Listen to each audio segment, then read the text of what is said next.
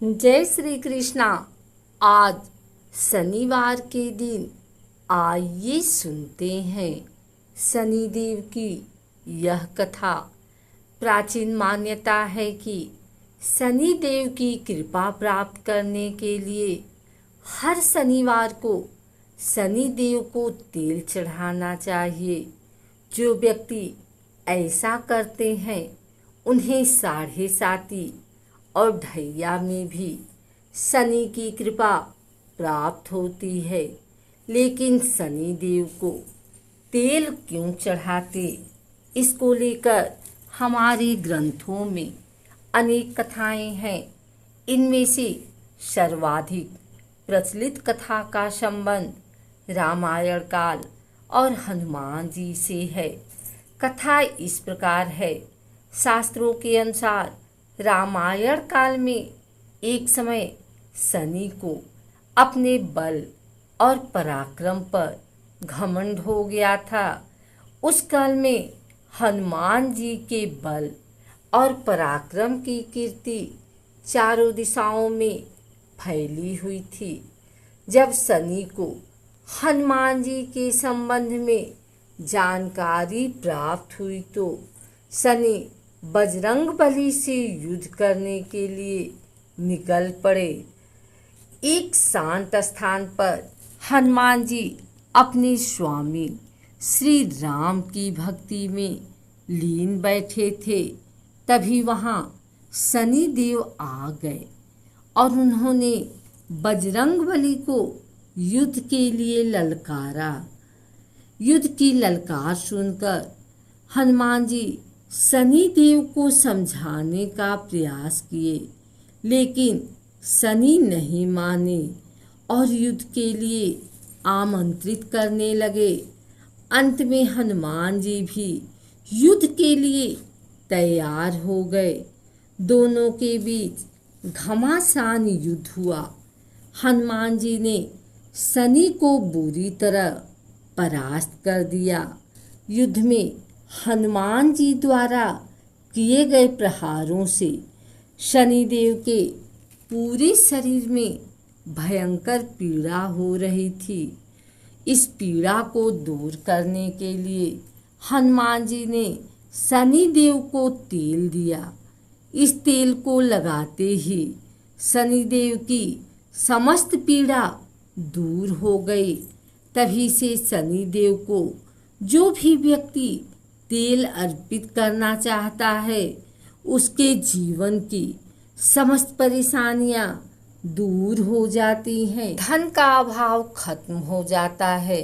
जबकि एक अन्य कथा के अनुसार जब भगवान की सेना ने सागर सेतु बांध लिया तब राक्षस इसे हानि न पहुंचा सके, उसके लिए पवन सुत हनुमान को उसकी देखभाल की जिम्मेदारी सौंपी गई। जब हनुमान जी शाम के समय अपने इष्ट देव राम के ध्यान में मग्न थे, तभी सूर्यपुत्र शनि ने अपना काला कुरूप चेहरा बनाकर क्रोधपूर्ण कहा, हे बानर, मैं देवताओं में शक्तिशाली शनि हूँ। सुना है तुम बहुत बलशाली हो। आंखें खोलो और मेरे साथ युद्ध करो। मैं तुमसे युद्ध करना चाहता हूँ। इस पर हनुमान ने विनम्रतापूर्वक कहा, इस समय मैं अपने प्रभु को याद कर रहा हूँ। आप मेरी पूजा में विघ्न मत डालिए। आप मेरे आदरणीय हैं। कृपया करके आप यहाँ से चले जाएं। जब शनिदेव लड़ने पर उतर आए तो हनुमान जी ने अपनी पूंछ में लपेटना शुरू कर दिया। फिर उन्हें कसना प्रारंभ कर दिया। जोर लगाने पर शनि उस बंधन से मुक्त न होकर पीड़ा से व्याकुल होने लगे। हनुमान ने फिर सेतु की परिक्रमा की। शनि के घमंड को तोड़ने के लिए पत्थरों पर पूंछ का झटका दे देकर पटकना शुरू कर दिया। इससे शनि का शरीर लहूलुहान हो गया। उससे उनकी पीड़ा बढ़ती गई।